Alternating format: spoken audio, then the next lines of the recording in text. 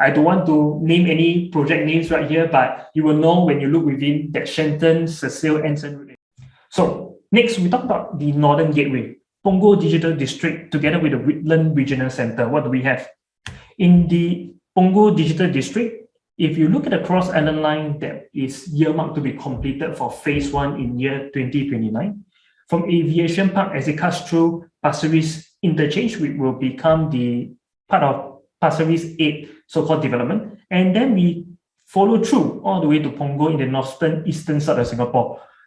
Riviera LRT train station will actually form an interchange. So existing development within the area such as River Isles or River Park residences will enjoy some level of growth in this area because this interchange organically will bring prices within the precinct 3 to 5% higher as stated by, of course, Channel News Asia and Straits Times. Okay, so in this instance, do look out if you are looking to buy something for stay and also growth.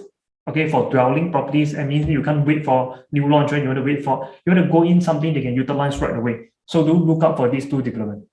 And then next thing, if you look at within year 2040s, because in Punggol area, this particular so-called height restriction will also be lifted as the Paya Lebar Air Base are relocated. So within Punggol estate itself, any development that are below 20-story in height, what we hear from the National Day Rally is that there may be potential en bloc. But again, Punggol is a new town, okay, lesser than 30 years, of course. We will likely not really see en bloc happening in the near term, okay?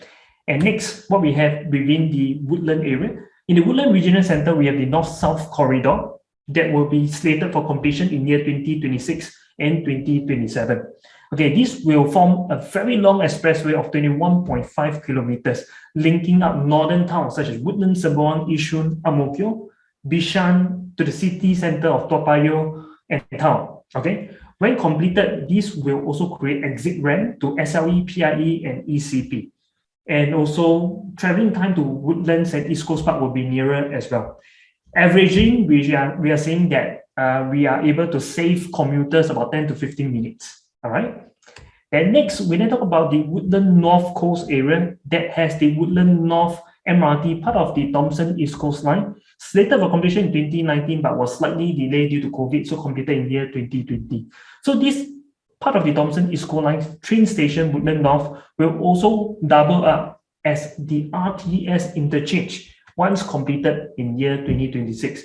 So Woodlands estate, people can go to Johor Bahru, no longer need to go through the jam, Right now, they can go through by way of the RTS so-called vehicle. Okay, so these are what's coming up within the Northern Gateway. And then in the Western Gateway, we also, over here, touching a lot about the Jurong Lake District. So I know that the high-speed rail has been removed from the plan from the previous so-called prime ministers in Malaysia. You know the name, I'm not going to mention one more time. But what's so important here is that in recent media article in August, they mentioned that the transport ministers of Malaysia are looking to revive this plan with Singapore. Wow. So effectively, if it's going to go through as the original plan, there will be 90 hectares of white side. You learn what's a white side. I don't need to share what's a white side to you right now. Will be revived, and we will be seeing the high-speed rail still continuing to be sitting on the Jurong Golf Course, okay, or the Jurong Country Club. And 100,000 new jobs will be created and 20,000 new homes as well, all right? And we also see this connectivity by LTA master plan, called the Jurong Regional Line, that will be completing in 3 different phases. So phase 1, we have from in year 2026, coming from Choa Chu Kang to Boon Lay train station. So from here at the top, what we are saying is from Choa Chu Kang on the western side, all the way down to Boon Lay train station over here near the Enterprise Hub area. Okay, and this will be consist of 10 stations and will be completing by year 2026. The next phase, which is phase 2, will be completing in year 2027, and this comprise from Tengah over here all the way down to the Pandan Reservoir train station. Okay, so Pandan Reservoir train station is very exciting because it's not just going to end there. This will form an external line in year 2030 called the West Coast Extension Line, all the way down to the Circle Line as well. Okay, so we also have the West Coast train station already announced based on the phase 2 Cross Island Line. So this will cut through that Cross Island Line phase 2 too. And for phase 3, we'll be seeing from NTU, okay, so all the way from western side of Jurong West, cutting through NTU, all the way down to the Jurong Pier train station. And this will be completing in year 2028. Along with this, we see the Tuas Mega Port that are going to transit in 4 phases. And right now, just to share with you, we are seeing in 2027, 3 ports that will be moving from the southern side of Singapore, which is Brani, Keppel, and Tanjong Pagar, relocating in year 2027. And also by year 2040, we have the full relocation plan completed. That's where the biggest port, Pasir Panjang port, will also be shifted as well. Okay, that will be effectively freeing up 1,000 hectares of space. And also happening within the western area, as you can see demarcated there, this is the phase 2 of the Cross Island Line opening by year 2032. So effectively, we are adding another so-called 6 stations here: Turf City, King Albert Park, Maju, Clementi, West Coast, and the Jurong Lake District as well. So this is a quick recap by PMD on the Tuas Mega Port. So do listen and pay extra attention on how this will potentially benefit people within the West region area, or if not, we call it the West Gateway. The existing terminals at Tanjong Pagar, Brani, Keppel, and Pasir Panjang, they were working fine. But we decided, nevertheless, to consolidate all our port operations into one mega port at Tuas. This shift would progressively free up prime waterfront land from Shenton Way to Pasir Panjang for the future Greater Southern Waterfront. Tuas Port is now up and running. The first 2 berths started operations last December. Ships are calling there from all over the world. Because we had planned ahead, our port was able to handle extra volumes during the pandemic, while ports in other countries experienced closures, severe congestion, and long delays. But PSA, our port, remained open 24/7 throughout. We have just completed phase 1 of Tuas Port, and phases 2, phase 3, and phase 4 will follow. When it's fully completed, about 20 years from now, Tuas Port will handle 65 million TEUs annually. So as mentioned here, you see how this is being recession-proof and increasing Singapore's position as the mega port around the world. We're saying about a transformation that will take place around 20 years. So next, what we are seeing within the central area, okay, other than the relocation of 4 ports that you learned just now, we also talk about the central gateway, where we have 2 MRT that go through an entire transformation. So what we have within the Circle Line, it becomes a full loop of the phase 6. We have Harbourfront right now being able to connect directly to the Marina Bay train station. And what we see is Keppel, Cantonment, and Prince Edward train station to be completed. These were happening in year 2025.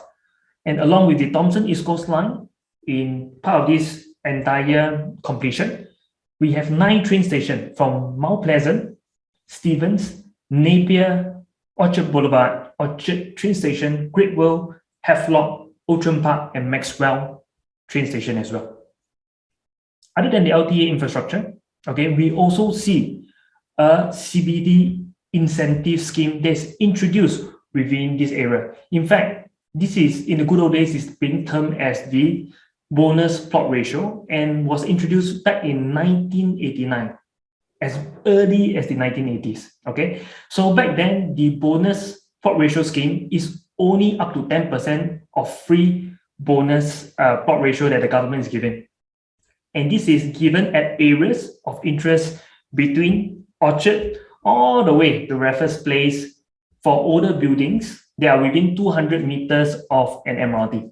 But in today's context, for the CBD incentive scheme is very different. We are seeing government being a lot more generous, increasing the bonus plot ratio to up to 30%. That's 3 times more. And with this new initiative, we see 2 buildings that are going through or test taken up these or encouraged to take up this initiative or schemes. So the 2 buildings are within the Cecil area. What we have is Newport. Okay, so Newport Residence is the former Fuji Xerox building. So this building is actually by CDL. It's a freehold development and it's about 45-story or 43-story high, if I'm not wrong. So with that, we are seeing another new kid on the block within Cecil area. It's going to be a mixed-use development, no longer just fully commercial office building.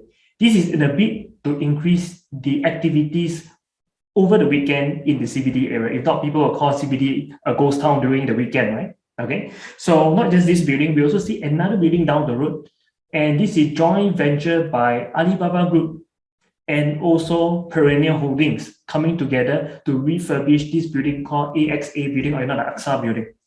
And this building, once refurbished, will go up to 63-story high from their initial high of 50-story, and they're going to overtake Guko Tower, or if not the Wallage, as the highest building in Singapore. Okay, so this Alibaba Group is going to build something that's going to be a blockbuster. Something's going to happen within the next 3 to 5 years. So very exciting plans is happening right now within the CBD area as well.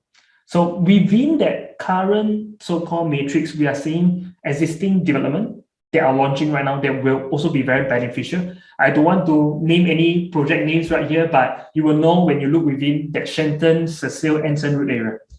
Next, we then talk about the Sentosa-Brani master plan. 90 million will be injected by the government here to merge Brani Island to the main island together with Sentosa as well. Okay, and also a downtown south resort will be happening in this instance. So the Greater Southern Waterfront will also take place. There will be 9,000 new homes will be sitting on the expired Keppel Golf Course, and out of which 3,000 will be a private housing, 6,000 will be the premium HDB BTO flat that you need to hold for 10 years of MOP. Okay, and this will likely start with the balloting exercise in year 2025 and so on.